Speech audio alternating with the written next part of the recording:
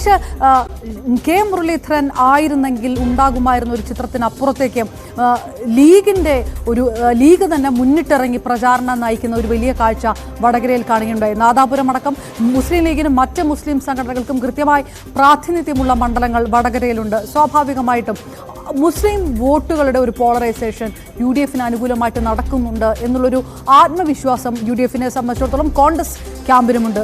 അത് വർക്കൗട്ട് ആകുന്നുണ്ടോ യഥാർത്ഥത്തിൽ?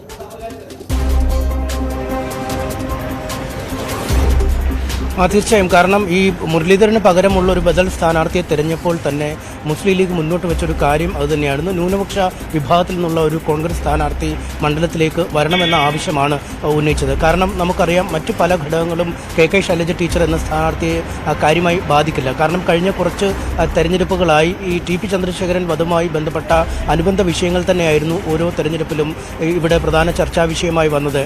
ഇവിടുത്തെ ഒരു വഴിത്തിരിവെന്ന് പറഞ്ഞാൽ തന്നെ ഈ ഇടത് കോട്ട ഉലഞ്ഞു തുടങ്ങിയത് ഏതാണ്ട് 2009 എന്ന് നമുക്ക് പറയാം. കാരണം അന്ന് പാർട്ടിയുമായി ഇടഞ്ഞ TP ചന്ദ്രശേഖരൻ സ്വന്തമായി പാർട്ടി രൂപീകരിക്കുന്നു. അദ്ദേഹം തെരഞ്ഞെടുപ്പിൽ മത്സരിക്കുന്നു. 21,000 വോട്ടുകൾ അദ്ദേഹം ഒറ്റയ്ക്ക് ആ തെരഞ്ഞെടുപ്പിൽ പിടിക്കുന്നു.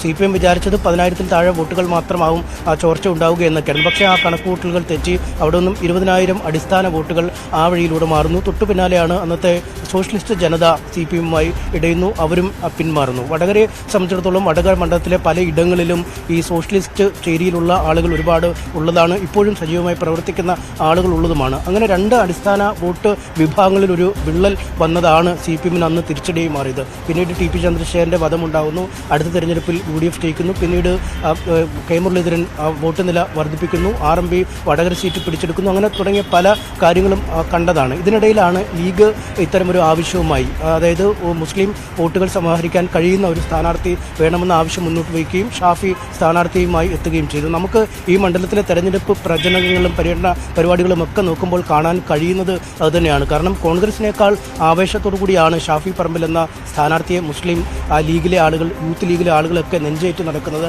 അവരുടെ പ്രചരണ സാമഗ്രികളുമായി. വയനാട്ടിലെ പോലെ കൊടികൾ ഒരുക്കുന്നതിന് വിലക്കൊന്നുമില്ലാത്ത മണ്ഡലമാണ്. അതുകൊണ്ട് അവർ ആ രീതിയിൽ തന്നെ വളരെ സജീവമായി അദ്ദേഹത്തിൻ്റെ തെരഞ്ഞെടുപ്പ് പ്രചാരണങ്ങളിൽ ഇടപെടുന്നു.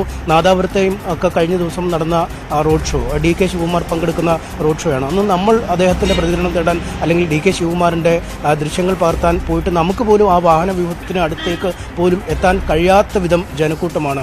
അത്തരം ന്യൂനപക്ഷ മേഖലകളിൽ എവിടെ ചെന്നാലും വലിയ സ്വീകരണം ഷാഫിക്ക് ലഭിക്കുന്നു. ജനക്കൂട്ടം ആർത്തിരമ്പി അദ്ദേഹത്തോടൊപ്പം പോകുന്നു, സെൽഫി എടുക്കാൻ പോകുന്നു. കുട്ടികളോട് മറ്റുമൊക്കെ വളരെ സവിശേഷമായ രീതിയിൽ അദ്ദേഹം ഇടപെടുന്ന കാഴ്ചയുമൊക്കെ ഉണ്ട്. അങ്ങനെ ഈ ന്യൂനപക്ഷ മേഖലയിലെ വലിയ ഒരു പങ്കാളിത്തം ഈ തെരഞ്ഞെടുപ്പിൽ അദ്ദേഹത്തിന് വേണ്ടി ഉണ്ട്. ഒപ്പം സ്ത്രീകളടക്കമുള്ളവർ വലിയ തോതിൽ ഒഴുകിയെത്തുന്നുമുണ്ട്. കാരണം അതൊരു പ്രത്യേക ഊന്നൽ UDF നൽകുന്നുണ്ട് എന്നാണ് നമുക്ക് മനസ്സിലാക്കാൻ കഴിയുന്നത്. കാരണം സ്ത്രീ വോട്ടർമാരെ വലിയ തോതിൽ സ്വാധീനിക്കാൻ കഴിയുന്ന ഒരു സ്ഥാനാർത്ഥിയാണ് ശൈലജ ടീച്ചർ. മറ്റ് പുരുഷ സ്ഥാനാർത്ഥികളുമായി ആശയവിനിമയം നടത്തുന്നതിനേക്കാൾ കൂടുതൽ എളുപ്പത്തിൽ സ്ത്രീകൾക്ക് ടീച്ചറുമായി ആശയവിനിമയം നടത്താൻ കഴിയുന്നു. ഒപ്പം സ്ത്രീകൾക്ക് വേണ്ടി ശബ്ദമുയർത്തിയ ഒരു വനിതാ നേതാവാണ്, ഒരു രാഷ്ട്രീയ പ്രവർത്തകയാണ്. ഈ കോവിഡ് കാലത്ത് മറ്റുമൊക്കെ ഇവിടെ വന്ന് താഴെത്തട്ടിൽ പ്രവർത്തനങ്ങൾ നടത്തുകയും ചെയ്തതാണ്.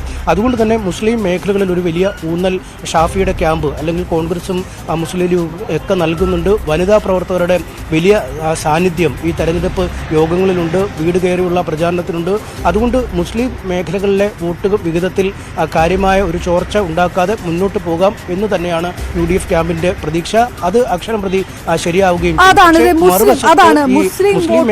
അതായത് മുസ്ലിം വോട്ടുകൾ, സ്ത്രീ വോട്ടുകൾ, ഇതെല്ലാം സമവാക്യങ്ങൾ മാറി വരുന്നുണ്ടോ വടകരയിൽ എന്നുള്ളൊരു ചോദ്യം അതിനകത്തുണ്ട്. അത് കൂടി നിർണായകമാകുന്നുണ്ട്. അത് LDF ക്യാമ്പിനെ സംബന്ധിച്ചിടത്തോളം ആശങ്ക അല്ലെങ്കിൽ ഒരല്പം ആശയക്കുഴപ്പം ഉണ്ടാക്കുന്ന ഒരു കണക്കുകൾ തന്നെയാണ്. അത് ആ പ്രചാരണത്തിൻ്റെ ഒരു ചിത്രം വരുമ്പോൾ ഇനി എടുത്തു പറയേണ്ടത് ചിത്രത്തിൽ എവിടെയുമില്ലാത്ത BJP കൂടി ഒരു വശത്ത് നിൽക്കുന്ന ഒരു സാഹചര്യം കൂടിയുണ്ട്.